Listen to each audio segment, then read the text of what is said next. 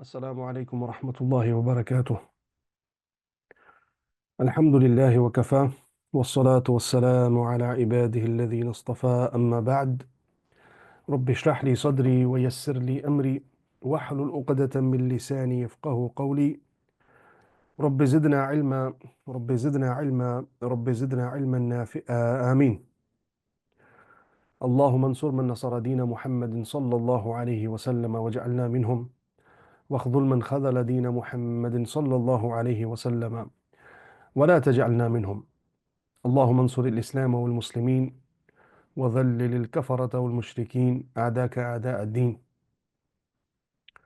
اللهم قنا الفتن والزلازل، اللهم قنا الفتن ما ظهر منها وما بطن، آمين يا رب العالمين. وصلى الله على سيدنا ومولانا محمد وعلى آله وأصحابه أجمعين. We are discussing about the human being and the resemblance of human being with this cosmos. And there are three perspectives in which human being has been discussed, or the anthropological theology has been uh, discussed. So we have three perspectives.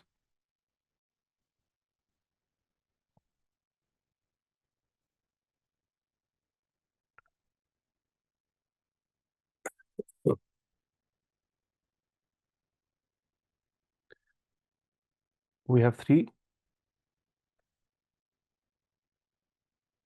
perspectives in which this discussion has been undertaken. The first perspective is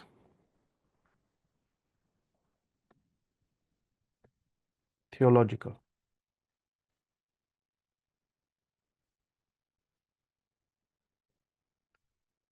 And this has been done mostly by the Western Christian authors.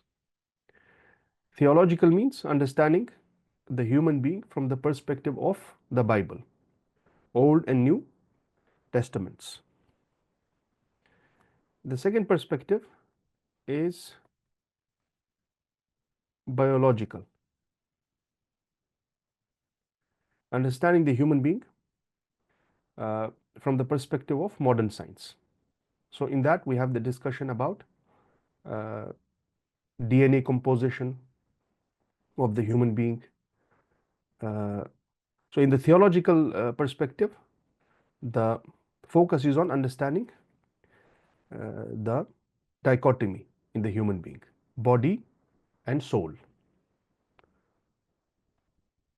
So in theological, the main discussion is about this dichotomy, body, soul dichotomy.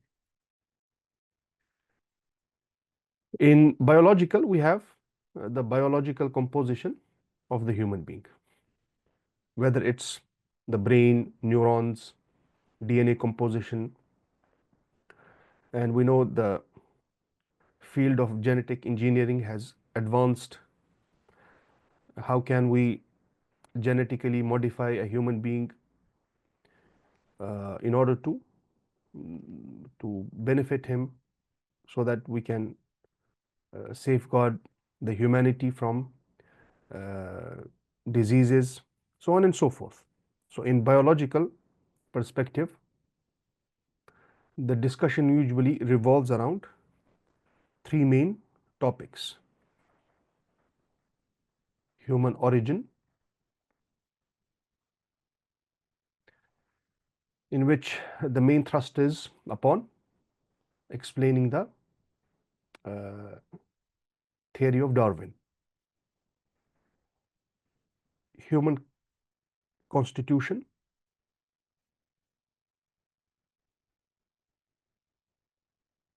human constitution. Here the discussion is about DNA. the constitution of human beings. What are human beings made of?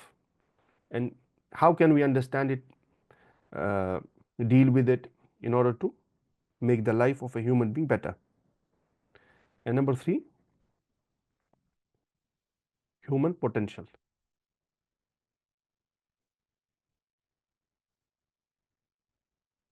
Human potential, here they talk about the conscience, human conscience, the inner qualities of a human being, so on and so forth. The third perspective is philosopho-religious perspective. Philosopho-religious perspective. So in this, they go beyond Christianity in religious and the philosophical conception of a human being. So there are many uh, atheistic philosophers who tried to understand the human being, and they gave their own theories in that. Some are very negative theories. We even have some philosophers who claimed uh, that they are atheistic, but they believe in God. So how can we combine between atheism and the belief in God? They say God disintegrated himself to become a human being and this universe. So God, the wujud, existence of this human, the human being, microcosmos or microcosm, and the wujud, the existence, is disintegrated form of the God. God has died to become the existence. This is also a philosophy, very negative and pessimistic.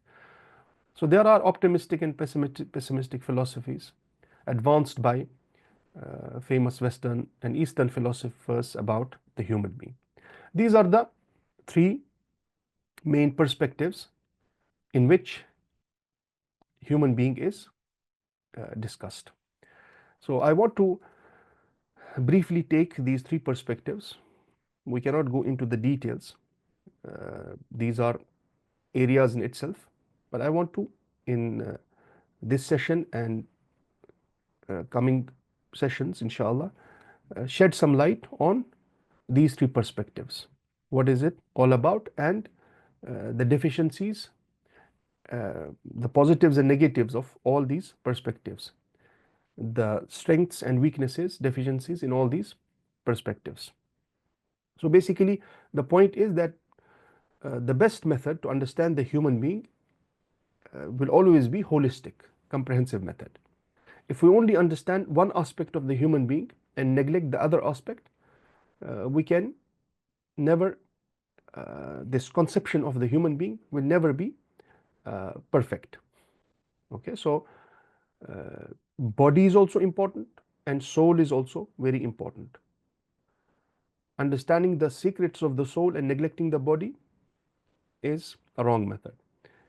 Understanding the body, which is the biological aspect, or uh, the qualities of the soul, and in all those qualities also focusing on one quality and neglecting others, is also problematic.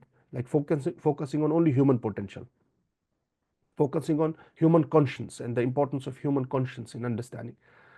So uh, in all these perspectives, the problem is that they are enemies of each other. The best method would be always to take the best from every area and to combine it in order to create a holistic and comprehensive understanding of the human being, and eventually use it to theorize and to give philosophies which are beneficial for mankind. Okay, so in today's discussion, we want to shed some light on the first perspective, which is theological. As I said, it is the Christian uh, philosophers and authors or anthropologists who have compiled works about this theological perspective, mostly Christians. And they base it on the biblical story of Adam, creation of Adam alayhi salam, and the origin of the human being, whether it's Old Testament or New Testament. So if you search, for example, this title, Theological Anthropology, you will find many books compiled by the Christian thinkers and the philosophers. And this perspective is also important because we have much in common between Christianity and Islam, or what we call revealed religions. This term is misleading because the Christianity and Judaism are distorted forms of the revealed religions. But still, we have much in common. And if you compare the Bible, both Old Testament and New Testament, and the Quran, you will find many similarities. And we will highlight it, inshallah, in our discussion. So for this reason, theological perspective and aspect is also important. In the theological perspective, the focus is on understanding this dichotomy, body-soul. Human being is not only body, but body and soul. And soul is more important than the body. Both are important, but soul is more important because soul carries the qualities of the human being. Soul is what makes human being a human being. But there is no doubt that body is also important because the qualities of the soul, a ruh, cannot be manifested without body. For this reason, even in the next circle of the existence, which is the hereafter, akhirah, we will be given this body again with advanced qualities, no doubt. So soul leaves the body in this dunya. If soul and the qualities of the soul would be perfected without the body, Allah subhanahu wa ta'ala would only create the alam of arwah, the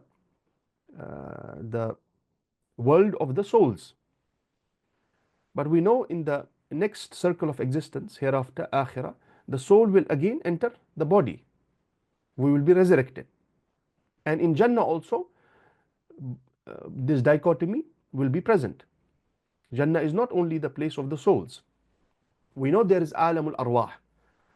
We have alamul dunya, the worldly alam, and alamul arwah, the alam of the souls.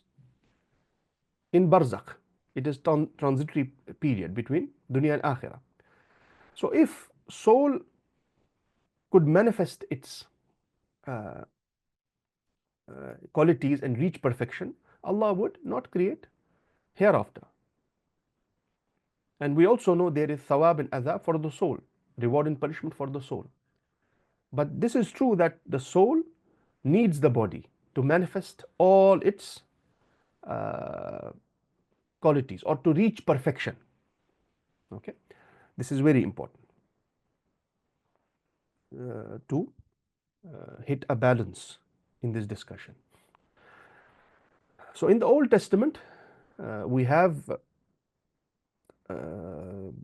some terms which are common with the book of Allah subhanahu wa ta'ala, with the Quran, like an-nafs, a-ruh, al-lub. Al-lub as a term has been used for a very important quality of the soul, which is al-aql. This is the quality which differentiates us from other creatures. This is the quality, al-aql, intellect, which elevates us above all creation. So these three terms, an-nafs, al-ruh, and al-lub, they appear in the Old Testament. And al-lub, Allah subhanahu wa ta'ala has praised people who use their intellect to its utmost potential. Ulul albab, the possessors of lub. There's another term which has been used uh, for this quality, an-nutq. Insan, human being, is haywanun natiq. Nutq here does not mean the capability of speaking, speech. Nutq here means intellect. This differentiates now all the qualities of the intellect, the creative imagination, which has the potential of intellect, which has led us to such a revolution in technology advancement. This is not present in other creatures. They also have been bestowed with basic aql. You can call it instinct or whatever, but it does not carry such potential as human beings. So we have these terms. For example, we have an-nafs, and these are famous terms. They don't need examples in the Quran. Nafs, we have ar-ruh,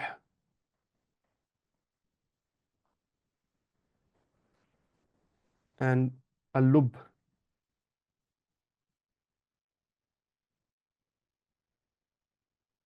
Okay, same terms appear in the Old Testament. So we have nefesh in Hebrew, an original Hebrew, in its original language. We have ruah for ruh, and we have leb for lub. These are Old Testament terms, which proves this dichotomy of body and soul. Okay, what are the subtle differences between ruh and nafs and lub? This is a discussion in itself. Yani, it has been also explained by the Muslim scholars. Books have been written, and there are subtle differences. Uh, we will not go into that. The point here is that human being is body and soul. Both are important. But the actual Khalifa of Allah, we were talking about the maratib of insaniya. Inshallah, we'll discuss about it. We'll come back to that. We're just taking a dive into the Western perspective now. The maratibul insaniya, the stations or the levels of insaniya, being human. Okay, one of the basic levels is khilafa. Allah subhanahu wa ta'ala has made insan his khalifa, vicegerent. The real khalifa is the soul, not the body. And the soul, the khalifa, needs a mamlaka. Khalifa needs a kingdom to rule over. So we have the main king, and then this king makes someone his vicegerent on something. Vicegerency without mamlaka does not mean anything, does not make sense. For this reason, Shaykh al-Akbar, rahimahullah, also says this or claims this important principle. He says the real Khalifa is the soul, and the soul was given the mamlaka of the badan. The soul was given the mamlaka of the body. The mamlaka, the kingdom of the soul of this Khalifa, is the body. And how does this soul rule the body? How does this vicegerent, which is representative of the king, rule this kingdom? He has compiled a book in explaining this masala. So the method of ruling can be good or evil. If the representative of God, the soul, understands its qualities, understands its responsibility, knows the enemies and the friends, knows the potential of the qualities, how to reach balance in these qualities, and rules the kingdom, the body, with hikmah and wisdom, it leads to perfection and good. But if this balance is harmed, it leads to destruction. And Shaykh al-Akbar, he calls this at-tadwiratul ilahiyya. This book, for example, I gave the example of this book before. At-tadwiratul ilahiyya في إصلاح المملكة الإنسانية. المملكة الإنسانية, the human kingdom, is the kingdom of the soul on the body. So this is يعني the Muslim scholars have written about it in the books of Ilm al-Kalam and in Tafsir, wherever these ayat appear. This is not our topic here. The point is body soul dichotomy. Okay. Uh, and in this dichotomy, soul is more important because it is the real Khalifa. Soul is the real representative and body is the Mamlaka. And body is also important because Khalifa without Mamlaka does not mean anything. So we have these terms also in the same meanings, and sometimes there are subtle differences. These terms have been used for human potential or the some qualities of the body also. They refer to some qualities of the body in the Old Testament. There are subtle differences, but we can extract this dichotomy from Old Testament also. In the New Testament, you will see the dichotomy is present even there, but the focus shifts to the body more. For this reason, the New Testament scholars, now this is Christian perspective, because the Christians, they believe in both Old and New Testament. The Yahud, Jews, they don't believe in the New Testament. Christians accepted the Old Testament with all its problems, but they reinterpreted it. They reinterpreted the verses which were problematic according to their worldview. So the New Testament, particularly the version of the Paul, the main figure who established Christianity, particularly the idea of Trinity, is more focused on the body. The soul is present.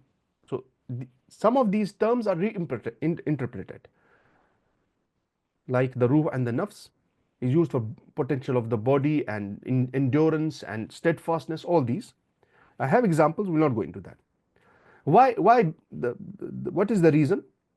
The reason is the New Testament is written in Greek, and Greek conceptuality has very much influenced the New Testament and the Western thinking about the human being. Because Greeks, they were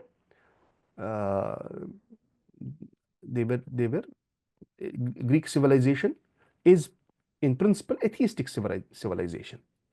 So the oldest testament we know, and this is a very important dilemma about the Bible, particularly the New Testament, because the Christian scholars claim that Isa alayhi salam, he spoke Aramaic, but the Bible, New Testament, is not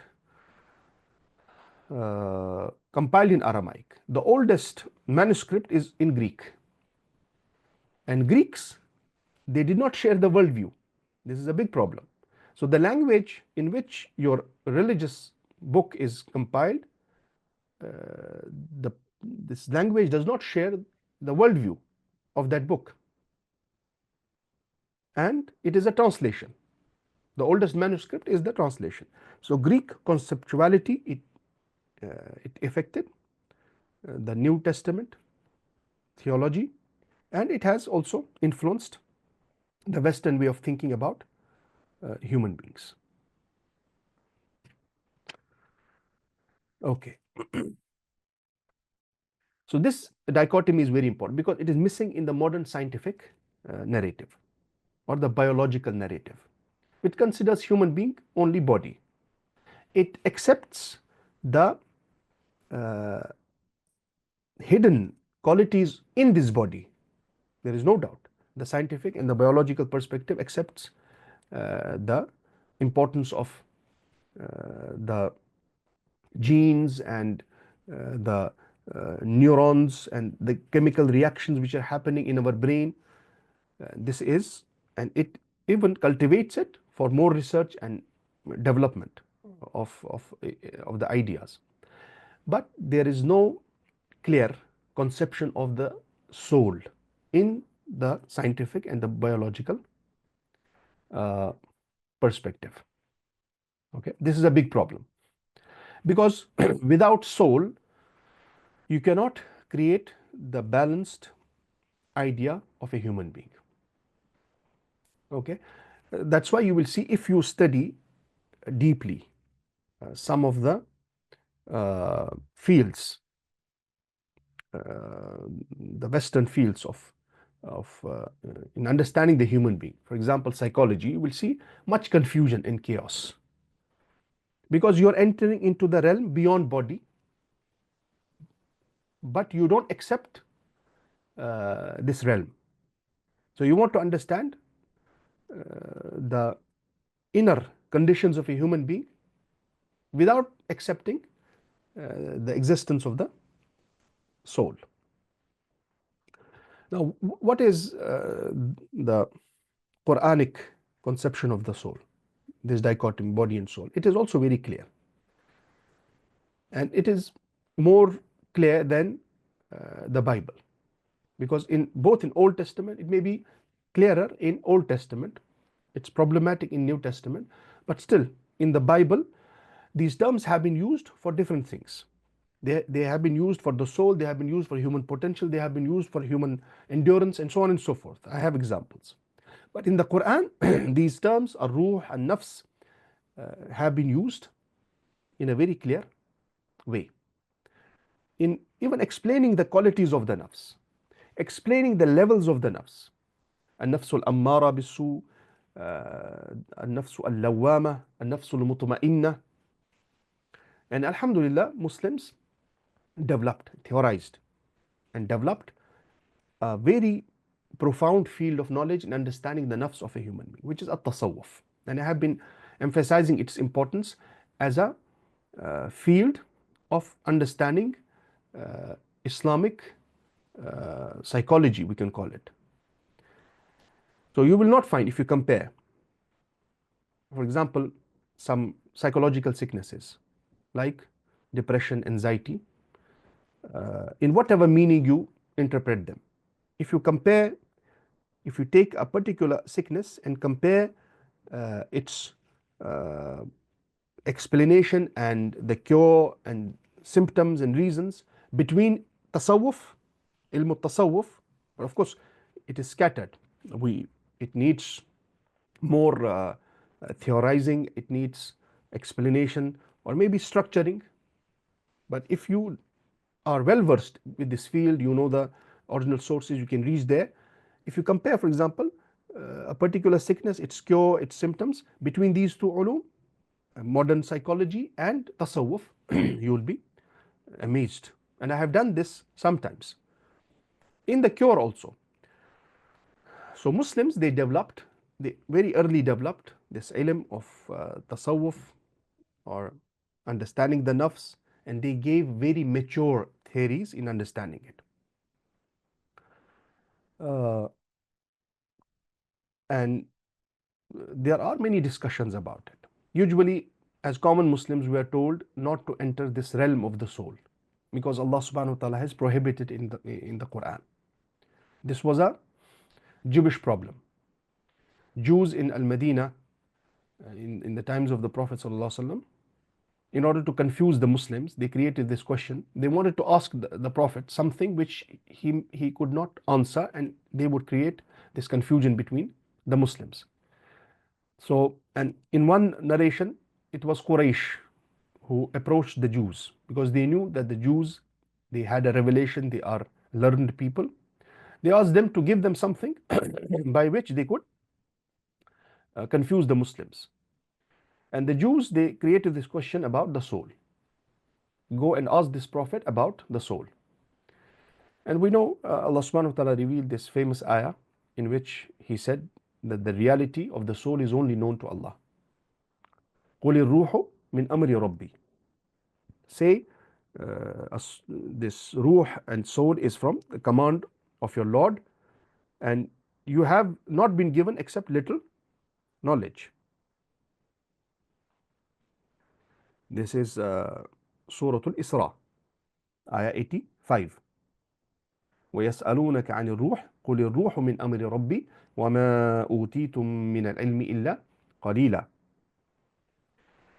So based on this ayah, usually Muslims, they think that we should not talk about the soul and it is prohibited. This is not the meaning of the ayah. The meaning of the ayah is that the actual reality of the soul is only known to Allah, or the soul has divine origin. This is the main emphasis. And that's why I said soul is more important in this dichotomy from Islamic perspective. Because body belongs to alamul mulk, this realm, this alam. Soul has divine origin. Belonging to this realm means restricted by this realm. Body is restricted. Body is restricted by the conditions of this realm, space and time. Soul is not restricted. Soul is not composed of matter.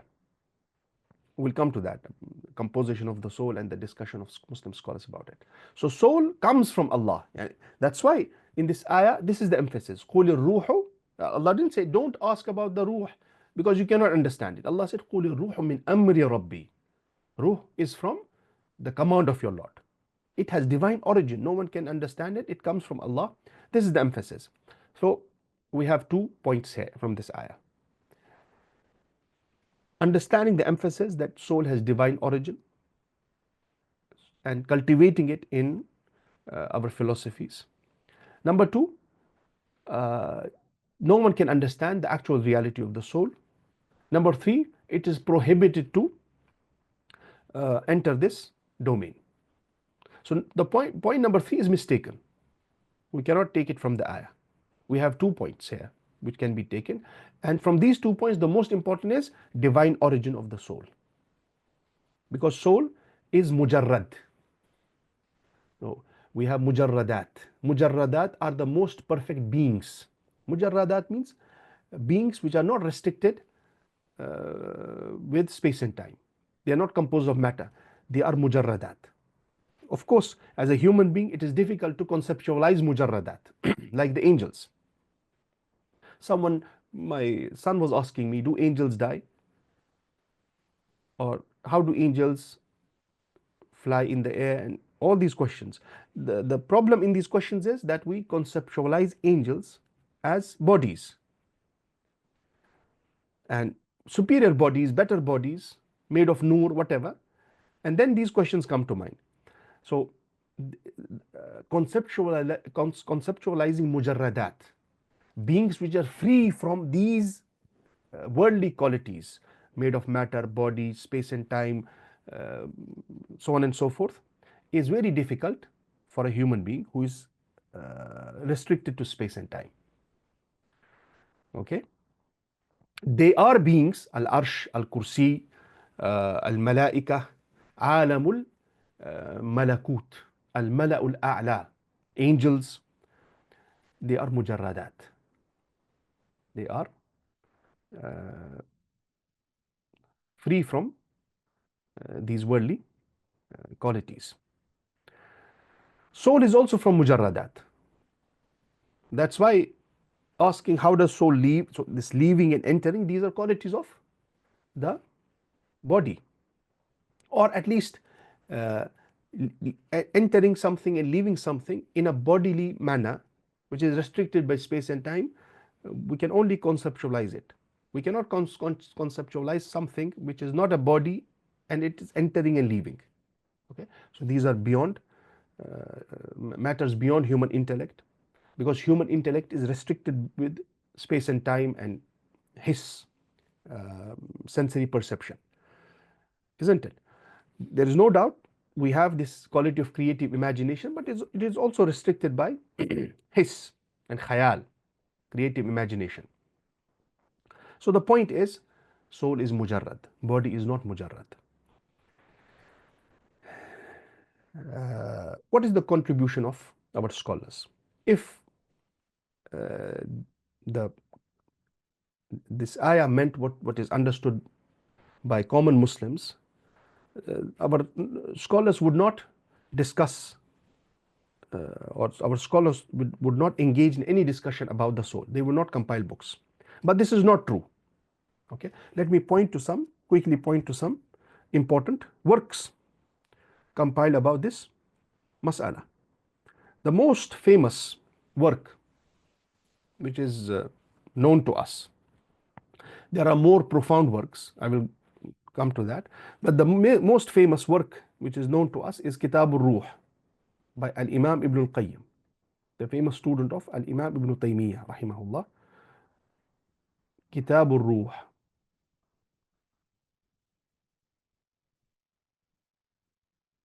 للإمام ابن القيم.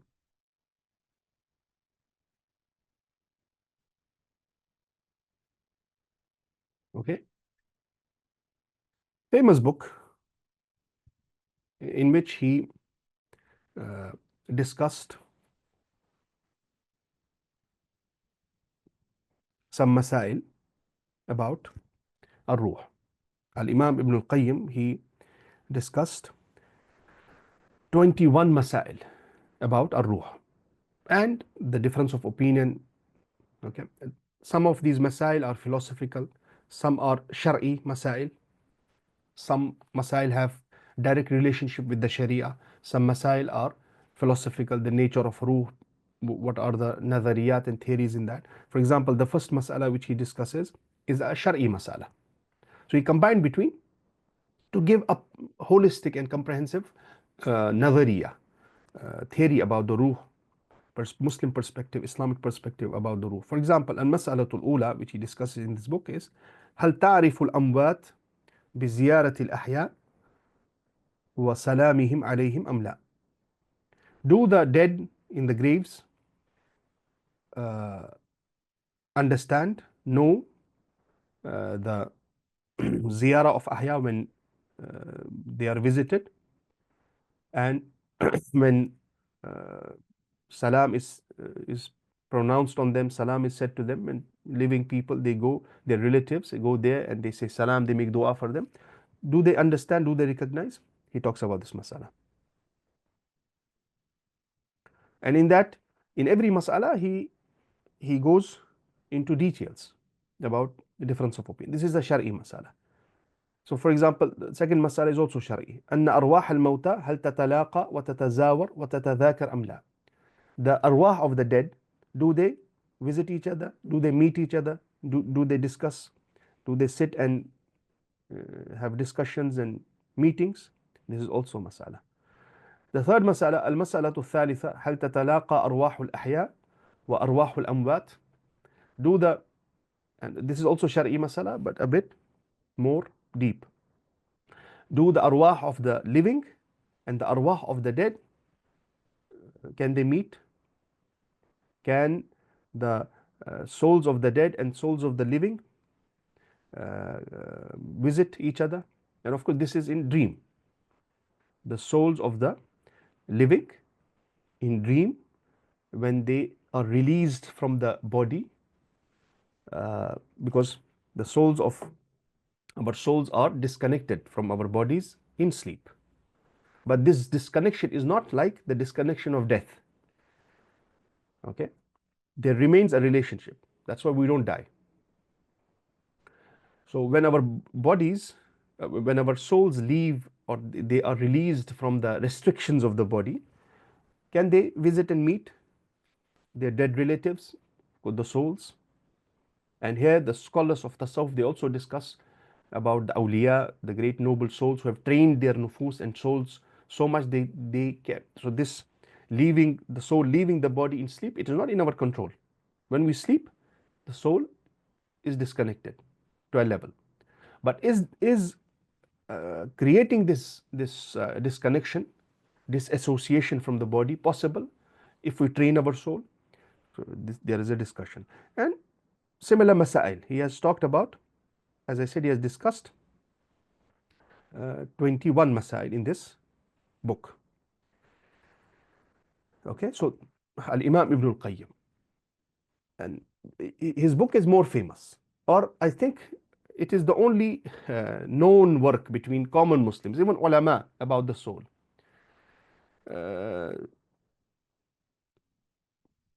but we have more mature works, rasail. For example, there was a famous Turkish scholar. He is one of the greatest scholars, and I love his works. He has compiled some great works in rasail. His name was Al-Allama Ibn Kamal Pasha, in Arabic Basha. So he was a great scholar, Turkish scholar. Ibn Kamal Pasha. He has compiled tafasir, and he was a prolific writer. And he was from the elite. He was near to the rulers. He has talked about this masala. He has compiled some rasail about explaining this matter. So we have, for example, Risalatul Ruh, أو رسالة في بيان الهيكل المحسوس. His risala about Ar-Ruh, Ibn Kamal Basha. They have been published from Istanbul. His rasail, the complete works of his rasail, the treatises. This was the method of the scholars. Treatise, risala meant work on a particular masala, which is an ishkal, which is a source of confusion for in Muslim legacy. They would compile risala on that, explaining it. In this book, he has taken a very important discussion about explaining the nature of the soul. Is soul restricted with space and time? Is soul, because soul is created, no doubt, but is soul a body or not? This is the question. So is soul jism or not? Okay. And of course, by body, we don't mean this body. Otherwise, what is the purpose of this dichotomy? Body and soul are different. So if soul is also a body, which is like this, it means one body. By body, he means jismun latifun, a body which is not made of this matter, but it is also jism, like the water in the flowers. Flower is a body, but the water inside this the flowers or the tree or the plant is subtle. Or the fire in the wood. If you see a log of wood which is on fire, the fire is present there, but in a subtle way. So he says jismun latifun, and this definition was accepted, or it is an acceptable definition in the scholarly circles in ilmul kalam and the mainstream ulum of Islam. Jismun latifun fi jismin kathifin. Latif, body. Latif means subtle, which is not like this body, which is kathif, made of flesh and bones, which can be touched and which can be felt. Jismun latifun fi jismin kathifin. Latif, body in a kathif body. Kathif body is this body made of bones and flesh and this stuff. Jismun latifun, latif body is the soul. Okay. So basically, or jismun nurani fi jismin zulmani. This jism is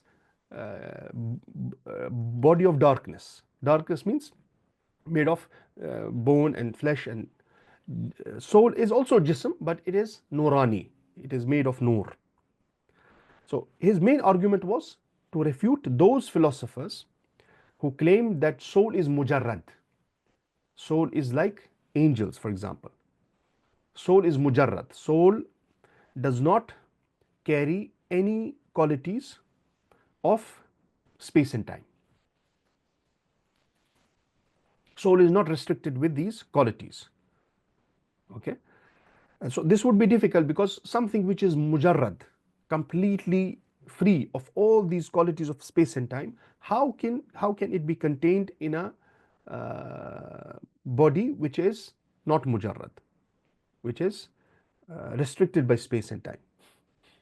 So his main argument in this work is to refute those who claim that soul is mujarrad.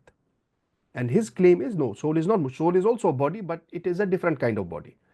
It is jismun latifun. It is latif body in a kathif body.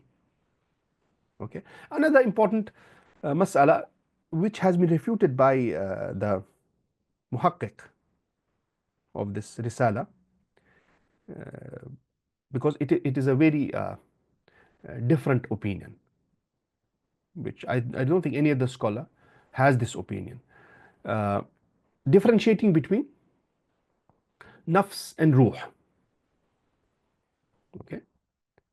So he says ruh is a body, latif body, created by Allah.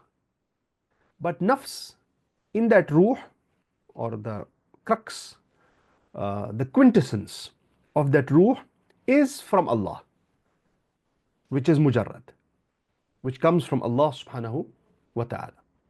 Now, of course, don't understand this relationship in a bodily manner, yani something which is attached physically. We should not understand these matters physically. For this reason, he says in Qabdul Arwah, taking the souls of human beings. As we know, the souls are taken by the angels of death, particularly Malakul Maut, the angel of death, and there are other angels which accompany the angel of death. He says the ruh is taken from, the ruh is taken by the angels of death, but the nafs is taken by Allah subhanahu wa ta'ala himself. So nafs is taken by Allah. No one can touch the nafs, because nafs is mujarrad. Nafs only comes from Allah. Nafs cannot be even touched by angels of death. Ruh is extracted and taken by the angels of death. Nafs is taken by the by Allah subhanahu wa ta'ala himself. Okay, now this is I can say a different opinion, or very deep. Not in this mas'ala, who takes the nafs and the soul, forget about it. In this theological perspective of understanding the inner core of the human being. So according to him, yes, human being has the ruh, which is also a body and created by Allah, but it is a different kind of body. It is latif.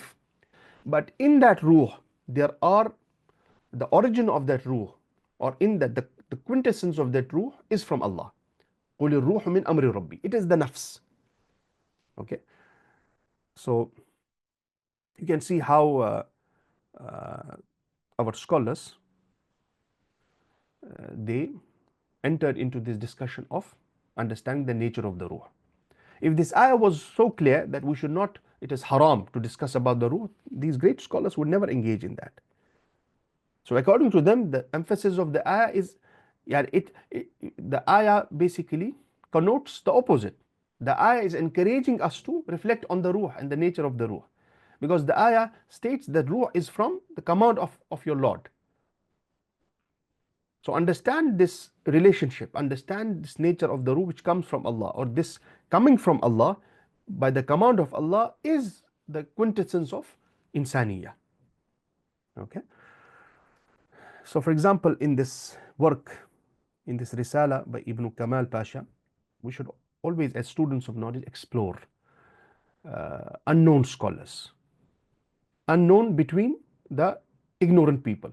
In our time and age, some scholars have become more famous. Even non-scholars are very famous. But the real scholars, we should try to explore them. One book takes us to another book, that takes us to a third book. Do research, explore these scholars who are scattered in the Muslim world, in the past or the present, like the Turkish scholars, the scholars in the Indian subcontinent, the Arab scholars are famous. So you will find treasures, wallah, you will find great thinkers. So you can see here, for example,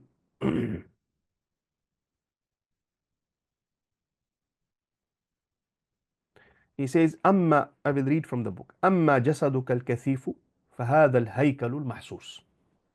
As for the kathif, as for your kathif body, jism, it is this haykal, it is this structure which is perceived by senses, mahsus, which we can see, we can touch it, we can see, we can bone, flesh, body.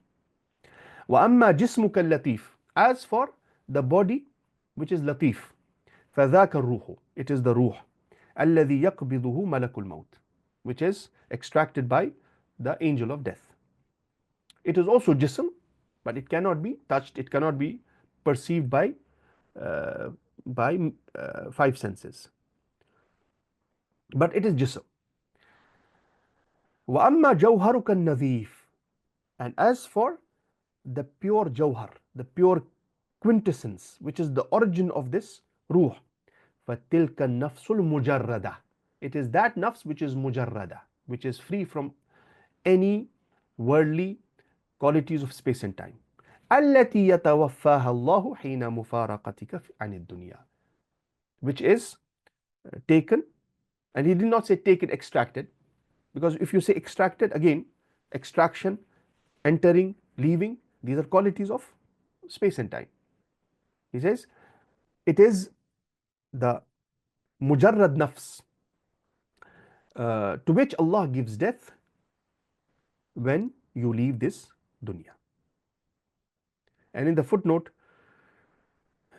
the muhakkik, who is a very famous scholar, he lives in Istanbul, Sheikh Hamza Bakri, he is a very famous scholar and muhakkik. He says التفرقة بين قبض الروح وتوفي النفس وإضافة الأول إلى ملك الموت والثاني إلى الله تعالى فيه بعد. Because this is a very, I can say, different opinion. This is what I call mature theories, exploring our turath, exploring our legacy, and extracting mature theories. Sometimes a mature theory may be a very odd opinion which is unknown, but it has strong evidences. So an opinion which is not public, which is not common, which is not known, does not necessarily mean that it's rejected. We have to reflect on the evidences. So he says the difference between qabdur ruh and the extraction of ruh and the death of the nafs, attributing the first to angel of death and the second to Allah himself. He says fihi bu'dun, it is a very difficult mas'ala, it may not be correct, but this is his opinion. And this differentiation is based on separating the reality of the ruh from the nafs. And Sheikh Al-Allama Ibn Kamal Pasha even compiled a risala in explaining that. The difference between ruh and the nafs. Is ruh and the nafs the same soul? Or are these two different titles for the same being? Explaining the different perspectives of the same being, or are they different? So he compiled a work about this risala fi haqiqati nafsi wa ruh. And in that also he has emphasized that the majority of the scholars, they consider nafs and ruh same thing. But why do we have different names of the same thing? It highlights different qualities, different perspectives. Okay, and some terms were used in particular meanings in a specific ilm. Like for example, in tasawwuf, when they say nafs, they use it in negative meaning. This person has nafs, which means he has evil qualities, evil desires. When they say this person has ruh, it means he has cleansed his nafs.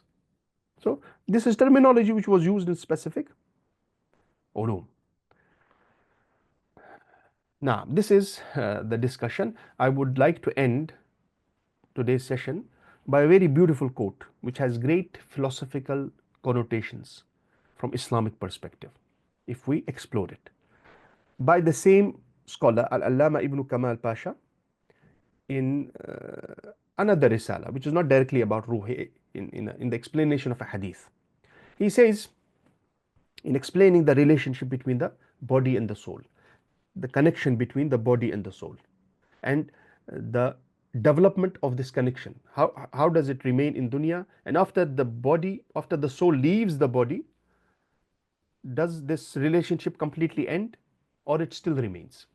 This is a very deep matter. He says, اعلم أن تعلق النفس بالبدن تعلق يشبه العشق الشديد والحب التام. The relationship, understand that the relationship between nafs and the body, the soul and the body, it resembles strong love and yearning, perfect love and strong yearning. So the relationship between body and soul is a relationship which he explains by two words: al-ishq, al-ishq, which means love, al ishq shadid, and al-hubbu at-tam, al-hubbu at-tam.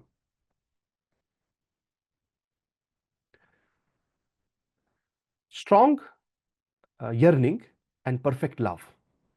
So this is the relationship between body and soul, which means the body always, the soul always remains inclined towards the body. The soul will never leave the body, even after leaving it. Remember, this temporary exit, leaving the body, does not mean that all relationships have ended. The connection still remains. And in this Islamic perspective, we can see the balance. We can see the balance between dunya and akhirah, balance between material and spiritual. Okay, we say body is important, which means cultivating the matter, reflecting on this universe, the matter around us. Our bodies are also important. For this reason, the Prophet ﷺ said, your body also has right upon you. Otherwise, you would say body means nothing. For this reason, false asceticism is haram in Islam. Ibadah, purifying the soul, working hard to worship Allah is good, great qualities. But false asceticism, becoming a monk, harming the body, any way in which we are harming our body to please Allah is haram. There is no rahbaniyah in Islam. Why? Body is also important. Why is body important? Because soul without body is nothing. That's why the body will be returned in akhirah, as I said. So he says, the relationship, he describes it by two words: al-ishq al-shadid wal-hubb al-tam. فإذا مات الإنسان وفارقت النفس هذا البدن. So when a human being dies and the soul leaves the body, فذلك الميل يبقى. It leaves the body, but the inclination remains. وذلك العشق لا يزول. And that love does not end. Subhanallah. And this is a very strong and profound words in explaining this relationship. He talks about a hadith in which the Prophet ﷺ has the hadith about visiting the graves and visiting for example, the graves of pious people. Then he explains that this was true with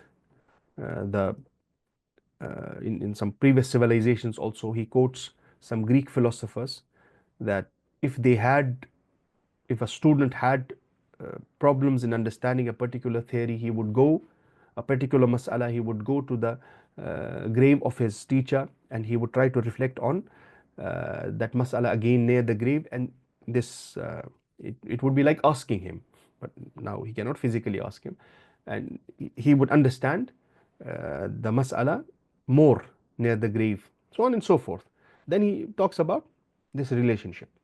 So understanding the secrets of this relationship, cultivating it in dunya and akhirah, is the quintessence of this mas'ala. Inshallah, we'll talk about this more, these three perspectives, in coming sessions. We ask Allah subhanahu wa ta'ala to grant tazkiyah to our souls. He is the best to grant tazkiyah because this soul comes from Him.